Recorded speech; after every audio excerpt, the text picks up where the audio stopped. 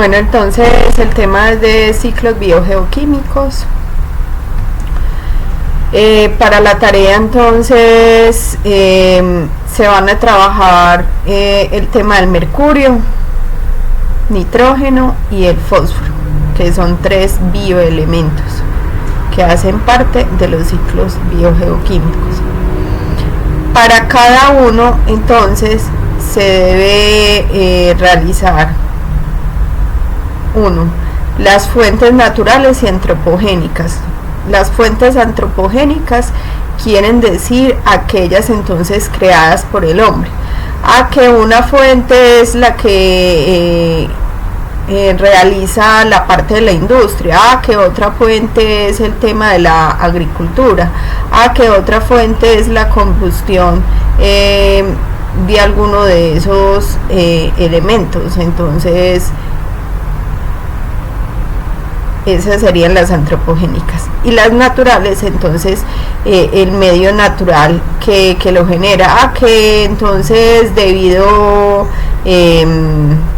a los volcanes o debido a los excrementos o que generan los animales, que debido a la erosión de algunas rocas. Entonces ese sería natural. Las principales fórmulas químicas, entonces para entender cuáles son las fórmulas químicas es necesario que sepan todo el ciclo de vida del elemento. Entender entonces cómo se produce en la naturaleza y cuáles son como cada una de esas etapas, cómo se produce debido al hombre, o sea, a la fuente antropogénica, y cómo va influyendo en todo el tema de la naturaleza y cómo vuelve y se recicla ese elemento. Ahí entonces aparecerían las fórmulas. Por ejemplo, en el ciclo del mercurio, una de las fórmulas sería el catión mercurio, Hg2, y en el ciclo del nitrógeno sería el nitrato. Como mínimo deben aparecer tres fórmulas, y las fórmulas no son colocar el elemento, que entonces voy a trabajar nitrógeno, entonces la fórmula química del nitrógeno solo coloco la N que representa nitrógeno, o que solo coloco fósforo, la fórmula química entonces que me representaría el fósforo.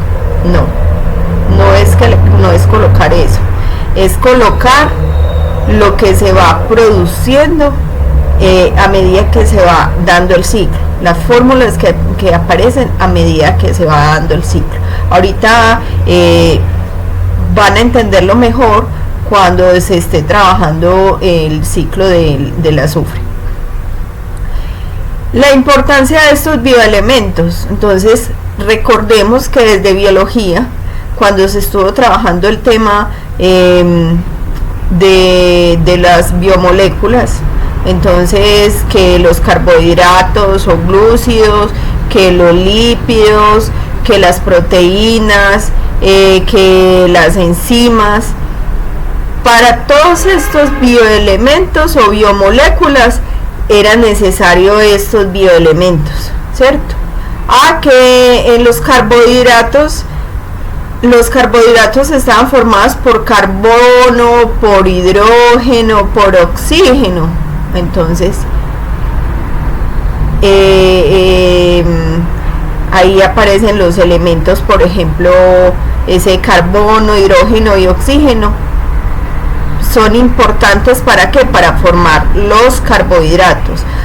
Que en el caso de los lípidos, ellos están conformados también por carbono, por hidrógeno y oxígeno. Entonces estos bioelementos van a ser importantes para la formación de los lípidos. ¿En dónde? En las células o en los tejidos, porque después de los tejidos entonces serían, después de las células entonces se conformarían los tejidos y luego entonces los órganos, ¿cierto? O todo el sistema como tal. Que en las proteínas o en el ADN es necesario, además de del carbono, del hidrógeno, del oxígeno, el fósforo y el nitrógeno. Entonces por eso son importantes, ¿cierto? Porque son necesarios para la formación de esas proteínas. En el caso de las enzimas, que las enzimas son necesarias para la formación de los necesitan bioelementos como el carbono, el oxígeno, el nitrógeno, también el fósforo. Entonces todo eso, por eso es importante. Bueno, la siguiente pregunta entonces sería los impactos humanos en cada uno de los ciclos. Si yo, por ejemplo, en el caso del fósforo, en el caso del fósforo, utilizo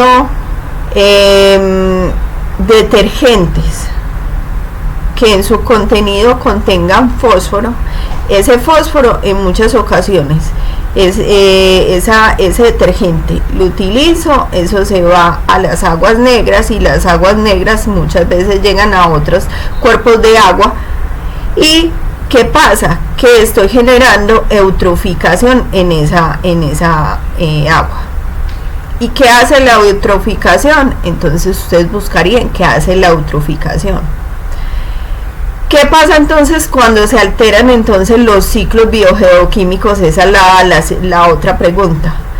¿Qué pasa? Entonces que uno ve, por ejemplo, el daño de los ecosistemas, y que cuando se dañan esos ecosistemas entonces mueren mucha fauna, mucha flora. O sea que ya ese ecosistema, ya supongamos que era una selva, o que era un manglar, y debido a todo ese fósforo que está cayendo ahí en esa zona de manglar, esa zona de manglar entonces muere y ya se transforma en otro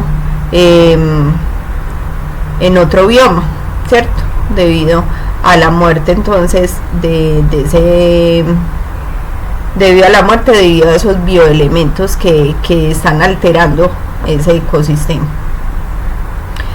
¿Cuáles soluciones propongo? Que mi solución es que voy a utilizar otros detergentes que sean más amigables con el medio ambiente, o sea, que no contengan fósforo. Que además de eso voy a utilizar bicicleta, porque con este medio no estoy produciendo CO2. Que por ejemplo en los cultivos ya no se va a utilizar ni fósforo ni nitrógeno que están en los abonos, y con esto ayudo a que no se sigan generando procesos de eutroficación. Entonces esas serían las alternativas. Los ciclos ustedes los pueden trabajar de diferentes formas, enseguida los vamos a ver. Los pueden trabajar todos en una sola hoja. Hay gente que los ha trabajado incluso, por ejemplo, en hojas grandes, en estas hojas de Excel que se dejan trabajar pues tan extensas. Se pueden trabajar cada ciclo en una hoja aparte, ¿cierto? Entonces que en una hoja voy a colocar el ciclo del mercurio, en otra coloco la de el nitrógeno, y en otra coloco la de fósforo. Y inclusive en una hoja aparte pueden colocar las dos últimas preguntas, lo de qué pasa cuando se alteran los ciclos biogeoquímicos, y otra es las soluciones, ¿cierto? En eso ya es autonomía, les doy autonomía para que ustedes lo trabajen, o sea, como para ustedes sea mejor. La tarea tiene un valor del 12.5%, va del 17 al 19, o la otra opción es que iría hasta el 20 de febrero hasta las 9 am. Ya saben, igual que si no, por algún motivo no la pueden montar a la plataforma, entonces me la pueden enviar al correo. La tarea también se puede trabajar en grupos, máximo 5 personas. Si por algún motivo no lo pueden trabajar en grupo, entonces la pueden trabajar individual. Se puede utilizar PowerPoint, Excel, Word o algunos programas que más abajito aparecen para realizar el mapa conceptual. El mapa conceptual no incluye imágenes. Los mapas conceptuales son así como las infografías, o sea, son muy resumidas, van conectados, tienen conectores y además de eso tienen como unos títulos que hacen en la unión, pues para que indican de qué se está hablando en cada parte, ¿cierto? En la tarea deben incluir la bibliografía, que es con normas APA, el paso a paso, y también el trabajo debe llevar una portada. Acá entonces están los diferentes programas web que les sirve para trabajar el mapa conceptual. Entonces está SMIN, SmartDraw, Creatly, CMap, ¿cierto? Ustedes pueden buscar inclusive por internet qué otros programas existen para ustedes trabajar el mapa conceptual. Revisen así como con la infografía, que sí los deje descargar, o sea, que no sea una versión con pago, y también tengan precaución entonces de ir tomando los pantallazos. Si no lo pueden bajar, entonces enviar el link de donde hicieron el mapa conceptual. Y también yo les mostraba que hay una forma por internet donde ustedes se meten en esos 3 punticos. Cuando abren la página web, hay unos 3 punticos a mano derecha en la parte de arriba donde lo pueden desplegar y le dan la opción de imprimir, y también así lo pueden guardar en opción PDF para que se imprima en PDF. ¿Qué aspectos entonces se va a evaluar? Se va a evaluar el tema de la creatividad, o sea, que tenga colores, que tengan iconos de integración, también si ustedes utilizan programas, ¿cierto? El tema de la edición, donde estén trabajando cada uno de los temas, o sea, las fuentes naturales y antropogénicas, las fórmulas químicas, la importancia de los elementos, los impactos humanos, qué pasa cuando se alteran los ciclos y las posibles soluciones entonces para esto. También se va a tener en cuenta para la calificación el paso a paso, y que lleve pues el registro fotográfico. También que el trabajo tenga la portada, y que como mínimo deben haber 5 referencias bibliográficas, que esas referencias estén realizadas con las normas APA. Acá entonces están las figuras, ¿cierto?, que son esos cuadros o círculos donde ustedes colocarían la letra, ¿cierto?, la información que se les está pidiendo. Llevan unas flechas que les sirven como conectores, ¿cierto? O pueden buscar qué otros conectores hay. Y recuerden que va unido también así como por unas especies lleva un título principal, que en ese caso, que por ejemplo voy a tratar el ciclo del nitrógeno, entonces el título principal sería entonces ciclo del nitrógeno, y ya luego cada uno de las partes que les estoy pidiendo. Así entonces esta es una forma de trabajarlo, donde estén trabajando en una sola hoja los 3 mapas. Entonces el título principal, como pueden ver, es en uno el ciclo del mercurio, en otro el ciclo del nitrógeno y el otro el ciclo de fósforo. Y que cuáles entonces serían las otras partes que lleva. Entonces mira, que las fuentes naturales son, las principales fórmulas químicas son, los impactos humanos son, las fuentes humanas son, ¿cierto? Unida por esas especies de flechas. O como les decía, entonces en cada hoja, cada uno de los ciclos, ¿cierto? Ciclo del nitrógeno, ciclo del fósforo, ciclo del mercurio. Recuerden que en fórmulas químicas no es colocar el elemento. Que entonces estoy trabajando que en fórmula química voy a colocar el signo, la abreviatura del elemento, que en este caso sería el mercurio. Entonces fórmula química sería Hg y ya. Quiere decir que ya terminé todo el trabajo y que esa fue la única fórmula química que hay del mercurio. No, hay más. Bueno, recuerden entonces que dentro de los ciclos biogeoquímicos hay unos elementos que son muy importantes, como cuál: el carbono, el oxígeno, el hidrógeno, el nitrógeno, el fósforo, el azufre, el calcio, el magnesio, el potasio. Esos son los elementos que constituyen el 97% de la masa de nuestro cuerpo humano y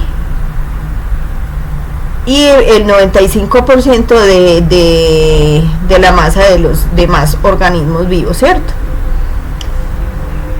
Como micronutrientes, o sea, los otros se llaman macronutrientes porque son muy utilizados y en grandes cantidades dentro de nuestros organismos, ¿cierto?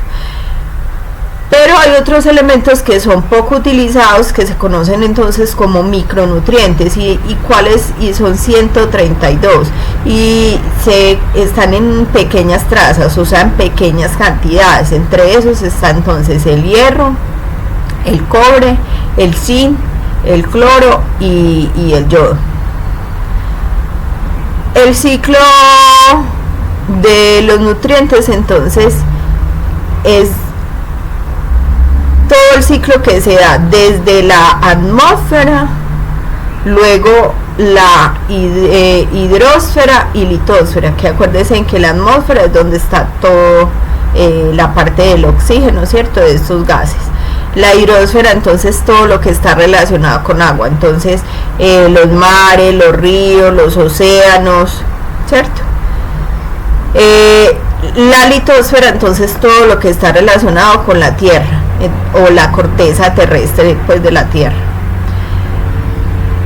hasta llegar hasta que estos elementos o bioelementos entren en contacto con ¿qué? Con la biota, que son los organismos vivos. Y luego de que esos elementos hayan pasado por nuestros organismos, ellos deben volver entonces a la atmósfera, a la hidrosfera y la litosfera. O sea, por eso es un ciclo. Entonces pasa de estar en la atmósfera, litosfera y hidrosfera, y pasa a los seres vivos, y de los seres vivos vuelve y retorna a ellos, y así. ¿Por qué se hace? Porque es un ciclo. Porque entonces, si esto no cumple un ciclo, ¿qué pasa? Que estos elementos llegan y se agotan, y entonces, ¿qué pasa? Fallecen todos los organismos que de ellos dependemos, ¿cierto? Estos elementos o estos ciclos siempre recuerden que se van a activar ¿con qué? Con la energía solar. Ya vimos la importancia de la energía solar cuando estuvimos viendo lo de las cadenas tróficas. Entonces, para que tengan muy en cuenta esto, que siempre se activan a partir de la energía solar.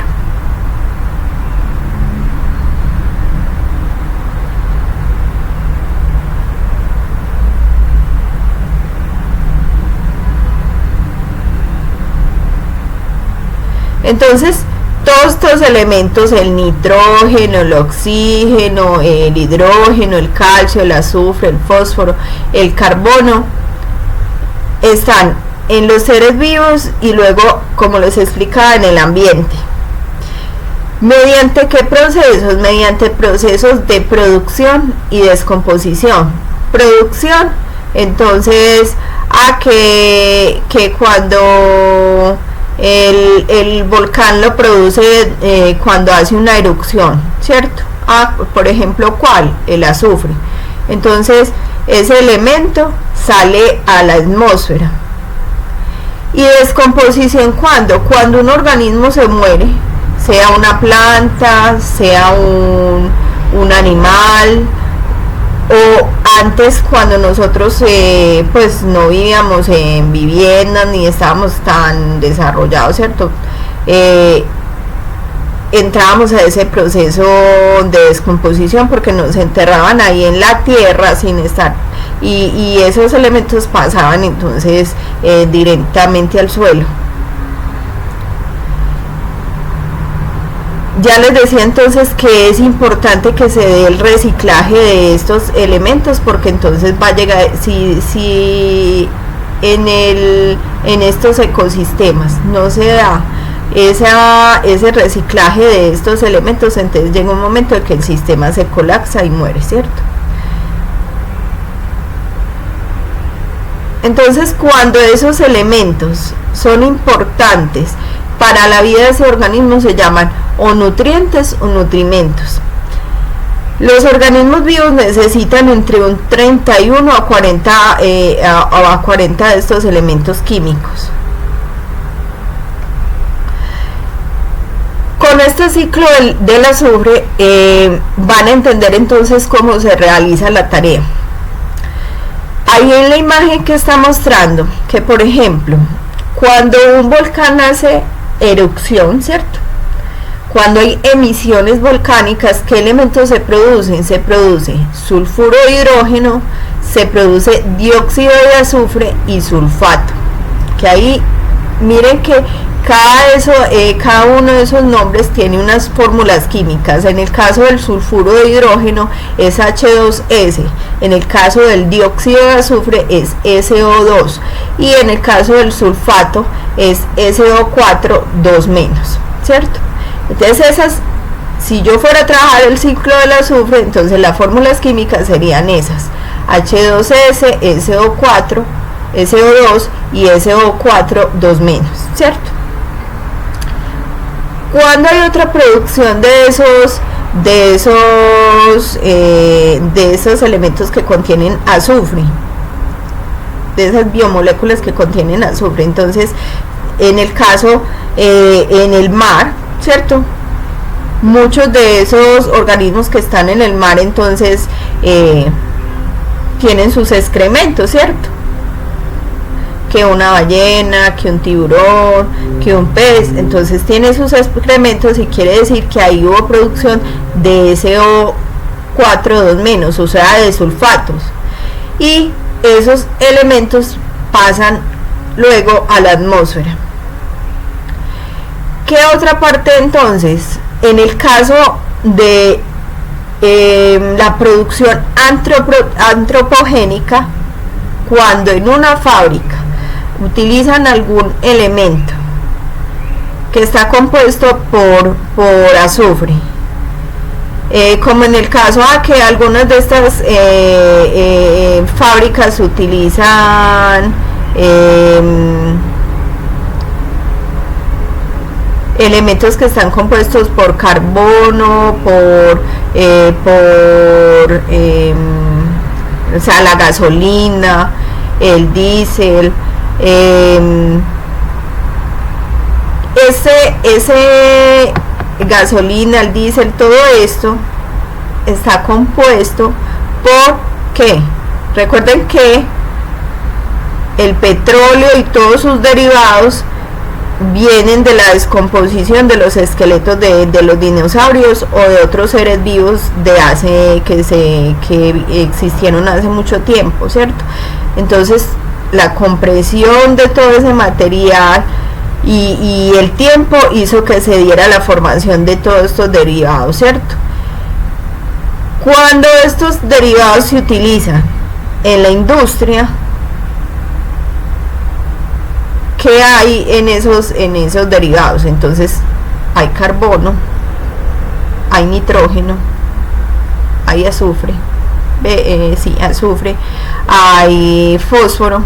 ¿Por qué? Porque todos estos cuerpos de estos animales estaban compuestos por todas estas elementos que estaban presentes en las biomoléculas. ¿En cuáles biomoléculas? En los lípidos, en los carbohidratos, en el ADN, en el ARN, en las enzimas, ¿cierto? En las proteínas.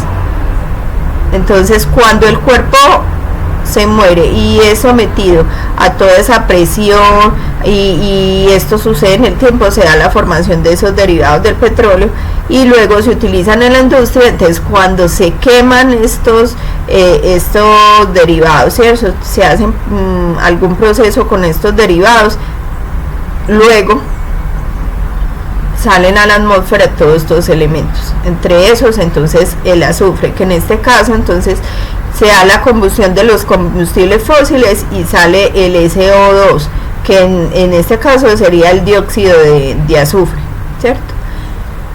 Que yo, por ejemplo, que también entonces se da la quema de algún bosque. Entonces, con la quema de estas plantas también hay liberación de todos estos elementos: el carbono, el azufre, el fósforo, el nitrógeno, ¿cierto? También otra cosa que pasa, que cuando regamos con abonos que son ricos en nitrógeno, fósforo, en azufre, va a haber salida de estos elementos. Entonces, o estos elementos van a quedar ahí sobre la tierra, y luego entonces cuando hayan lluvias, cuando hayan precipitaciones, sulfatos y dióxidos de azufre que son utilizados en los abonos, que aparecen en los abonos, van a llegar entonces a los ríos, a los mares. Listo. Entonces ahí sería antropogénica, tanto la combustión de combustibles fósiles como el tema de la utilización de lo de los abonos sería antropogénica. Mientras que las emisiones volcánicas o los excrementos, ¿cierto? Los excrementos que dejan algunos de los animales vivos, entonces van a generar, lo van a generar de forma natural. ¿Qué pasa entonces, por ejemplo, con el dióxido de azufre y el sulfato? Que luego los que están ahí en la atmósfera, cuando llueve, se precipitan también a los mares. O sea que no solamente están aquellos que están sobre la tierra después de que hayan sido utilizados como abonos, o los que se han producido luego de la combustión, están ahí en la atmósfera, pero llegan también a los mares y a los ríos luego de que se precipitan con las lluvias. También otra parte que puede suceder, que las rocas, hay rocas que son muy ricas en estos elementos que contienen azufre. Entonces, cuando se meteorizan, o sea, cuando sufren procesos de desgaste, ya sea por el agua o porque el material, por ejemplo, cuando van a hacer, que utiliza material de construcción, entonces las rocas las fragmentan, ¿cierto? Ahí hay salida de ese azufre. Entonces también luego, cuando llueve, ese material llega entonces a los mares y ríos. Y hay algo muy importante, el tema de las bacterias de sulfovibrio. Estas bacterias entonces se encuentran en el medio ambiente. ¿Qué pasa? Que cuando ellas toman esos iones, el ion sobre todo sulfato, o sea el SO4 2-, ellas hacen la transformación a sulfuro. sea, a sulfuro de hidrógeno, y luego esto llega a la atmósfera y hace que a la atmósfera pues o a la tierra y los árboles entonces tienen la posibilidad de absorberlos. O sea que estas bacterias ayudan también con el ciclo para que se dé ese ciclo del azufre. Entonces, teniendo en cuenta esto, todo lo que vimos de lo del azufre, esta explicación, entonces, ¿cuáles serían las fuentes naturales? Una, la descomposición de la materia, o sea, de plantas, de animales. Otra sería los respiraderos geotérmicos, que ahorita los vamos a ver. Otro sería el tema del consumo de plantas y animales por humanos y animales, ¿cierto? Otro sería el tema de los volcanes activos, el desgaste de lo de las rocas, o sea, la meteorización, y la deposición atmosférica, o sea que cuando ellas están en la atmósfera y se dan todo el tema de las precipitaciones. ¿Cuáles serían entonces las fuentes humanas? Entonces las de las fábricas, las de las centrales eléctricas. Las centrales eléctricas generan bastante azufre. Las calderas de calefacción, los vehículos que queman carbono o productos derivados del petróleo, los abonos. ¿Cuál sería entonces las principales fórmulas químicas? Entonces ya vimos el ácido sulfídrico, los sulfatos, el dióxido de azufre, el sulfuro de hidrógeno, el trióxido de azufre, el ácido sulfuroso. ¿Cuál sería la importancia? Entonces que ellas se encuentran muchos de los aminoácidos, y recuerden que los aminoácidos son los que conforman las proteínas, ¿cierto? Que además de ese azufre es aprovechado por la planta para realizar todas las funciones vitales. Recuerden que cuando se hacía todo el tema de la fotosíntesis era necesario muchos de estos elementos, bioelementos, que en el caso entonces uno de los elementos pues más importantes es el nitrógeno para que se dé todo el proceso de la fotosíntesis, porque en los cloroplastos, que es donde se realiza el proceso de la fotosíntesis de la planta, ese nitrógeno es necesario para una enzima, para que esa enzima lleve a cabo ese proceso de la fotosíntesis, o sea, que tome ese oxígeno más el agua más la energía lumínica y haga la transformación a glucosa. Entonces la enzima que está presente haciendo eso es conocida como la rubisco, y esa rubisco necesita nitrógeno. Pero además de eso también entonces en ese proceso de la fotosíntesis se necesita el fósforo, el carbono, el azufre, ¿cierto? ¿Y cuáles son los impactos humanos? Entonces, que el ácido sulfídrico es un veneno, o sea, cuando está en altas concentraciones es un veneno. Que entonces en la industria se está generando, luego de la combustión o de los procesos que realice la industria, se está generando mucho ácido sulfídrico, y si eso se concentra, entonces puede ser causar pues intoxicación a una persona y causarle la muerte.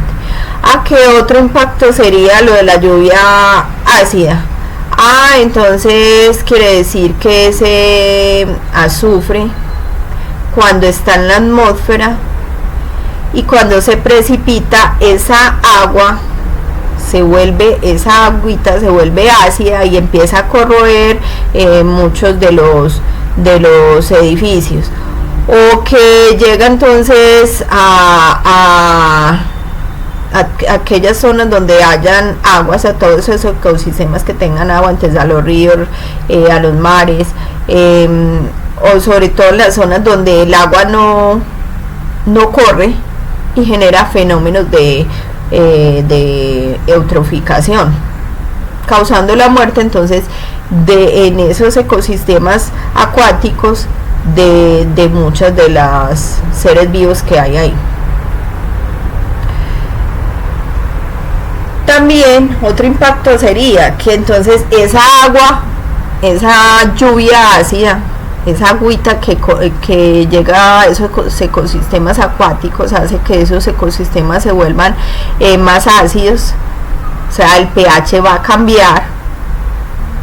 Generalmente los pH del agua deben estar en neutros o tirando a básicos, y si lo vuelve ácido, entonces aquellas conchas que tienen los animales marinos, ¿cierto?, como algunos caracoles, algunos moluscos, ¿cierto?, o bivalvos, se corroe, se daña, y el animal entonces fallece porque ellos necesitan esas conchas para su protección. Acá entonces está lo de los respiraderos térmicos, como los geyser, ¿cierto?, que entonces son orificios que hay en la tierra, y toda esa presión que hay dentro de la tierra y esas altas temperaturas hace que salgan como vapores de agua. Entonces en esos vapores de agua hay salida entonces de azufre. Lo del tema de lo de la meteorización que está en la parte de abajo, que es esa roca, que entonces ven que el viento, el agua va como carcomiéndose la roca, y ahí entonces habría esos elementos como el azufre quedarían a disposición pues en ese medio ambiente. Y el tema entonces de las erupciones volcánicas, que está también en la parte de abajo a mano derecha. El ciclo del agua es un ciclo muy importante. ¿Por qué? Porque el ciclo del agua ayuda para que ese hidrógeno esté disponible para los organismos, ¿cierto?, y para que se dé el proceso de la fotosíntesis. Entonces, toda aquella agua, el agua sufre varios procesos. Uno es el tema de la condensación, otro es el tema de la evaporación, otro es el tema de la evapotranspiración, y el tema de la precipitación. ¿Qué sucede entonces con el agua? Que como les explicaba entonces en la clase pasada cuando estábamos viendo lo de los biomas, cuando el agua que está sobre cualquier superficie, o que está en los mares o en los ríos, es calentada, o sea, recibe todos esos rayos del sol, esa agua entonces pasa a la atmósfera y el aire se va cargando de esa agua. Cuando llega entonces el aire, que es cuando ese aire se carga de agua, se vuelve menos denso, ¿cierto?, y sube, o más denso y sube, y luego cuando está ahí en la atmósfera, en la parte alta, puede sufrir que se vayan uniendo cada una de esas gotas de agua hasta conformar una nube grande y se dé el tema de la precipitación, o que en esas zonas que son muy altas, o sea, que tienen gran altitud, y que además de eso, donde las temperaturas son muy bajas, se dé el tema de que esa agua se precipite, pero en forma de nieve, ¿cierto? Luego, cuando el agua se precipita en forma de agua, el agua entonces puede escurrirse por la parte superficial de la tierra, o puede ingresar al manto, a los mantos de la tierra. ¿Por dónde? Por medio de las raíces de los árboles, el agua se va filtrando. O también algunas texturas de la tierra que permiten buena filtración del agua. Hay unas texturas de tierra que no permiten que el agua se filtre, y entonces el agua se va superficial. Todo esto llega entonces a conformar los ríos, los lagos, los océanos, los mares, ¿cierto? Y vuelve a darse el proceso entonces de evaporación. Recuerden que entonces la evaporación tiene que es cuando se da que el agua que es calentada entonces se evapora de las superficies. Y cuando hablamos de transpiración quiere decir que ya sea o los animales o las plantas, en nosotros los animales sale, ¿cierto?, esta agüita por medio de los poros, o en las plantas sale por medio de los estomas. Entonces ahí es que está transpirando, ¿cierto? Entonces una es evaporación, cuando el agua entonces se calienta y empieza a subir. Condensación, cuando todas esas goticas que están presentes en ese aire se van uniendo y forman la nube, entonces ahí quiere decir que el agua se condensa. Y precipitación, entonces cuando el agua cae. En los niveles superiores entonces del suelo, el agua entra por las raíces y pasa a los tubos vasculares y sale por los estomas. Entonces esa sería la fuente natural, ¿cierto? Que salga por medio de los estomas o de los poros, entonces se conoce como transpiración. Otra es el agua que se infiltra en los suelos, esa sería una fuente natural, ¿cierto? Y que llega a los lagos, a los ríos, a los mares. Y otra parte sería entonces como fuente la que está en los océanos o las aguas superficiales, ¿cierto? Que sufren entonces todo ese fenómeno de evaporación. La principal fórmula entonces química sería entonces el H2O. ¿Por qué es importante el agua? Entonces, uno es porque hace parte del 70% del cuerpo humano. Otra es, mire que como les explicaba en biología, todas las reacciones están mediadas por ese tema del agua. Y el agua se encarga de regular la temperatura en el cuerpo, y además de eso, de que ingresen o salgan elementos esenciales para la célula. El agua es utilizada entonces como un disolvente universal.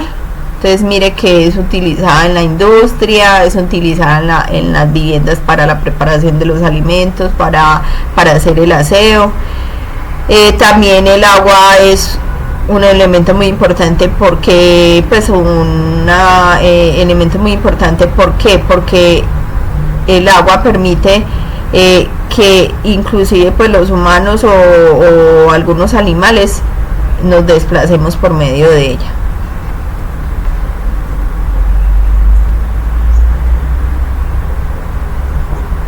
Ya les decía el tema de la fotosíntesis, que para que se realice la fotosíntesis es necesario la presencia del agua.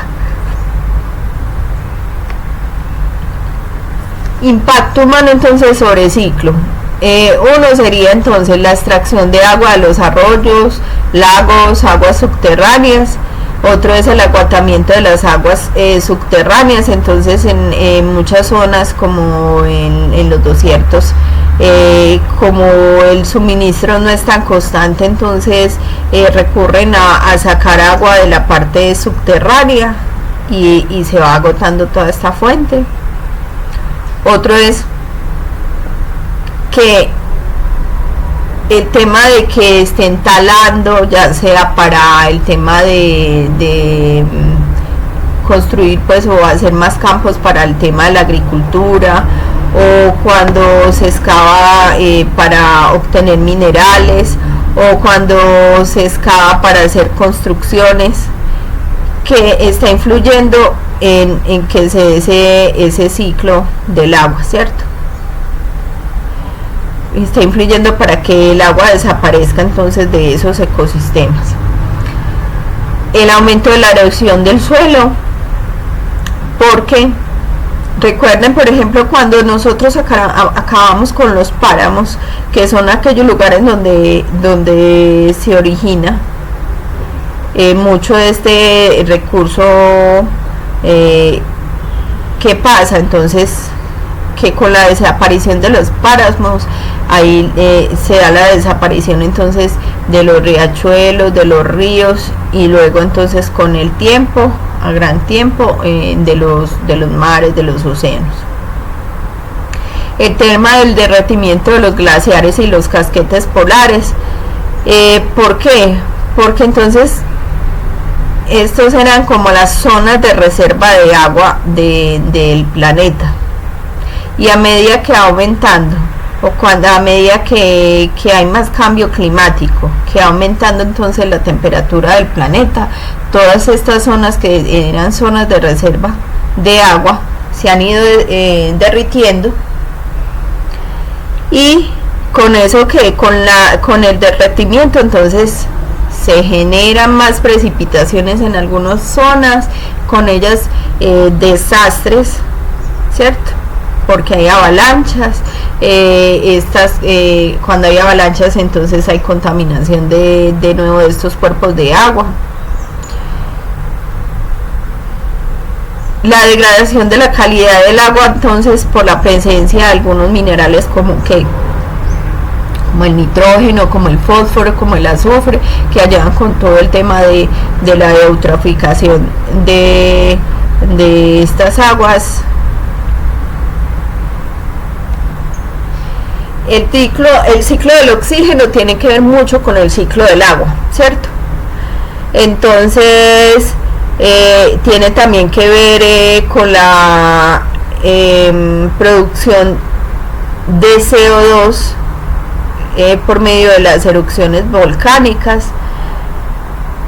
A nivel antropogénico, el ciclo se ve afectado y tiene que ver con la producción de las fábricas o la quema de combustibles fósiles que producen CO2, ¿cierto? Y el CO2 está conformado por carbono y oxígeno, y todo el tema de la capa de ozono se ve afectada con esto. A mayor aumento entonces del CO2 y de otros gases, entonces se va acabando esa capa de ozono que nos protege de esos rayos nocivos del sol, y que a la vez entonces evita que el planeta se enfríe. Es decir, si esa capa no existiera, entonces el planeta sería como otros planetas que son fríos.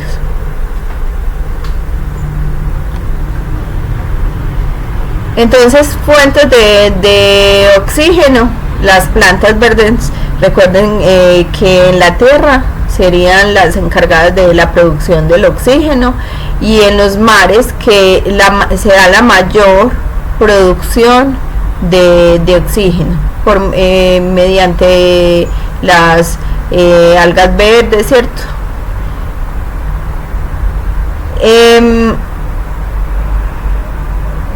También cuando nosotros los heterótrofos morimos, luego de procesos de descomposición, entonces se libera oxígeno, pero más pues en el caso de plantas y animales, ¿cierto? Porque nosotros, por el tema de que ya nuestros restos son dejados en mausoleos o son enterrados, pero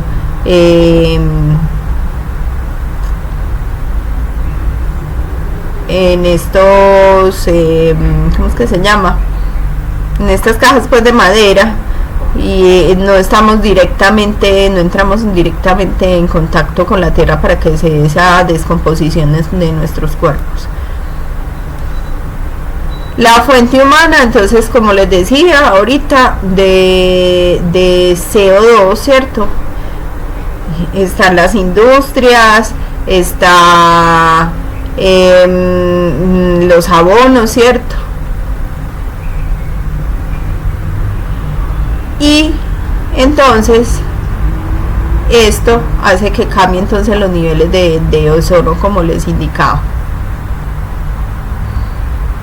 Las principales fórmulas químicas, entonces, el dioxígeno, o sea, el O2, el gas carbónico, que es CO2, o sea, que tiene es un compuesto que tiene carbono y oxígeno, el agua y el ozono, que es el O3.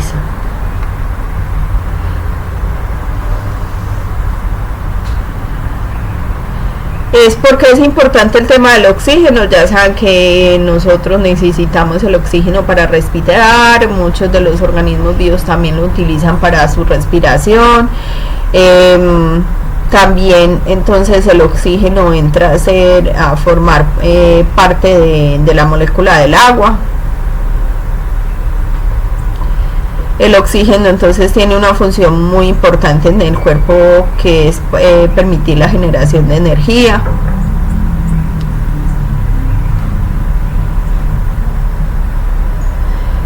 También entonces las plantas necesitan el oxígeno para que se lleve a cabo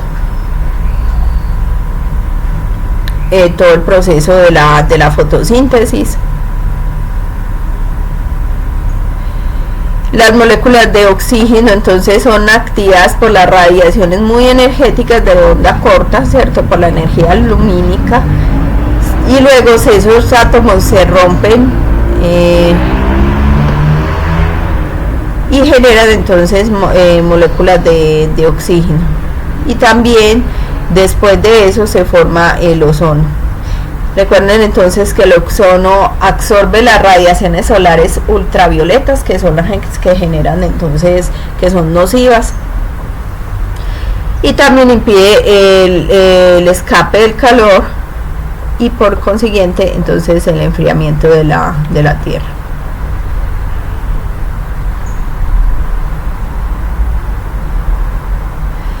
Si entonces acabamos con la capa de ozono, obviamente entonces, ¿qué va a pasar? Que van a seguir entonces entrando, se origina un orificio pues en esa capa que protege el planeta, y van a entrar más energía lumínica, y con eso puede haber más derretimiento entonces de los polos.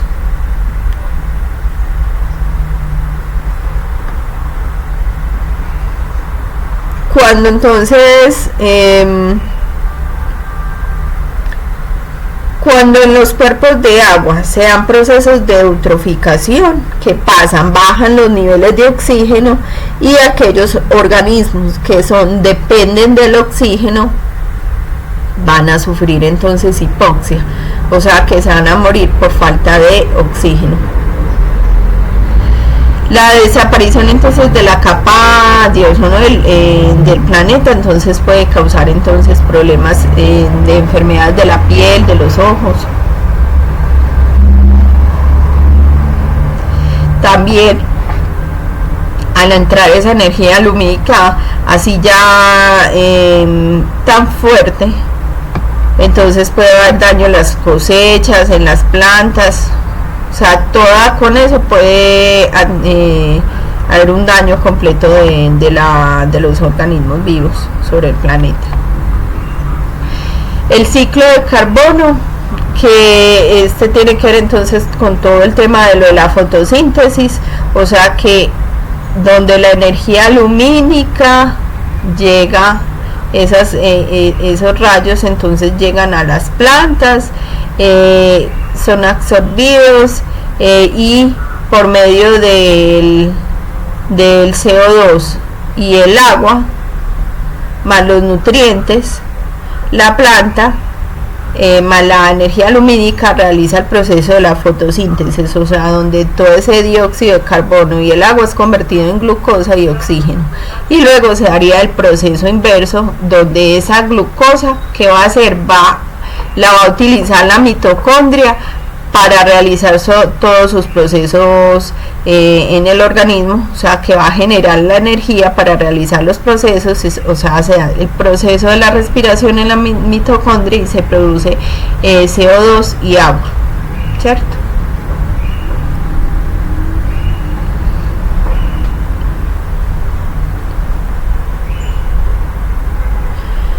Bueno, entonces los consumidores consumen los autótrofos y otros consumidores y otros consumidores o otros productos. ¿Qué están entonces haciendo? Están consumiendo glucosa, o sea, algo que les dé energía. Esto más el oxígeno genera, entonces después de esto se genera el CO2 y el agua, y ese CO2 es utilizado luego por la planta para realizar entonces su fotosíntesis. ¿Dónde hay CO2? Entonces en las heces, en la formación de rocas sedimentarias, en los combustibles fósiles y en los combustibles fósiles. ¿Dónde más hay CO2? Cuando hay quema de combustible fósil. Cuando entonces se come un bosque, cuando en la industria lo utilizan entonces para realizar sus labores. Cuando hay desforestación también.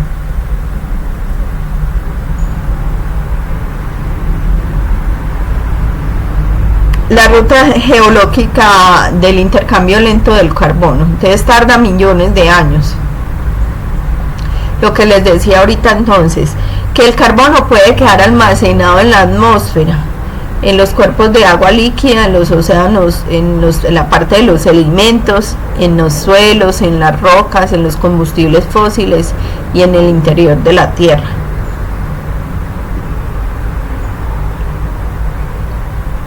El CO2 entonces será afectado por las reservas de carbono en los océanos y en los océanos será afectado por la reserva de carbono en la atmósfera. Acá entonces se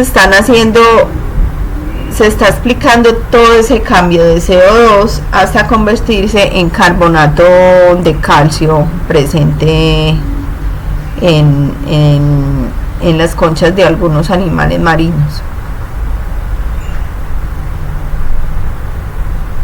donde está diciendo que el CO2 con el agua hace que se convierta en ácido carbónico, y que luego ese ácido carbónico pasa a CO2 menos 3 más el agua, y esto en presencia de calcio forma el bicarbonato de calcio. ¿Que dónde va a estar? ¿Que dónde va a estar presente este carbonato de calcio? En las conchas de los animales.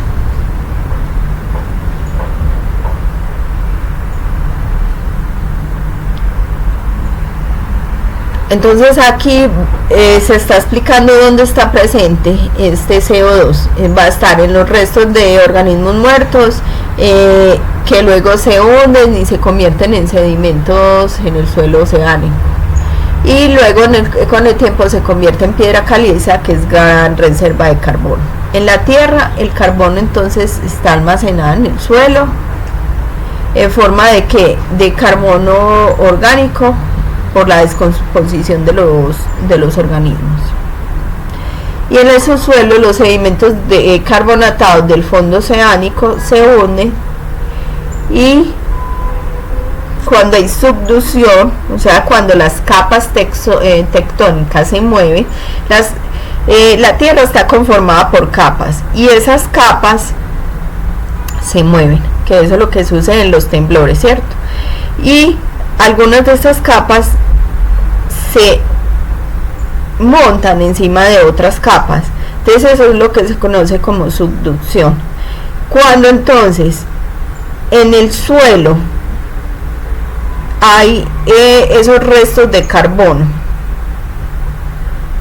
y se da un movimiento de la capa, de esas capas del suelo, parte de este carbono entonces sale cuando las capas entonces se mueven. Y también entonces ese carbono es liberado cuando hay erupciones volcánicas, también cuando se da toda esta salida de agua caliente en esos geysers, ¿cierto? En esos respiraderos hidrotermales.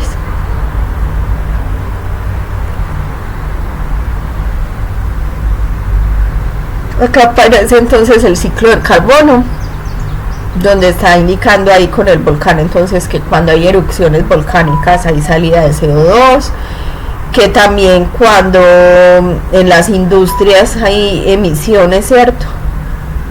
Hay emisiones de CO2, que también cuando utilizamos los carros con estos derivados del petróleo, ¿cierto? Entonces también se emite CO2 a la atmósfera, que también cuando nosotros respiramos o cuando se hace el proceso de la fotosíntesis hay también liberación de CO2.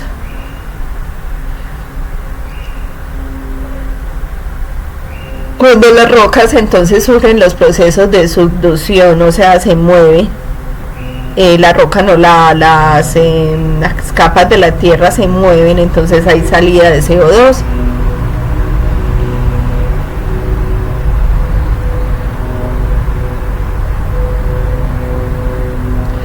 Entonces los impactos humanos, uno es la utilización de esos combustibles fósiles o derivados del petróleo, hace que se genere mucho de ese CO2. También cuando hay quema de las plantas, cuando hay deforestación o tala de bosques.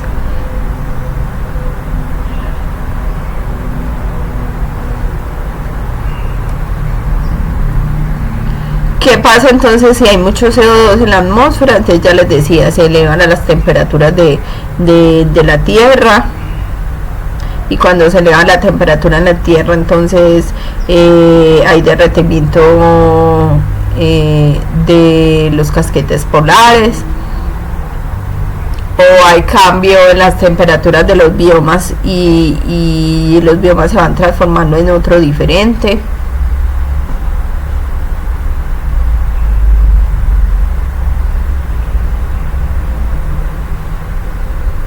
También se da menos formación de lo de las conchas en los mares, debido a que hay aumento de CO2, hay lluvias ácidas, y esas lluvias ácidas generan que esas zonas se vuelvan más ácidas, que esos ecosistemas acuáticos se vuelvan más ácidos, y no se dé la formación de las conchas.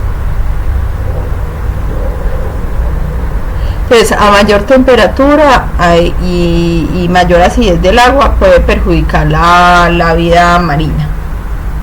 Entonces eso es lo que se conoce como el blancamiento del coral. O sea que esos corales que les está llegando todas esas restos de materiales que tienen nitrógeno, fósforo, azufre, CO2 y todo eso, llegan a los mares y hacen que esas zonas entonces se cambien de pH, y todo ese pH hace que se dé el blanqueamiento del coral.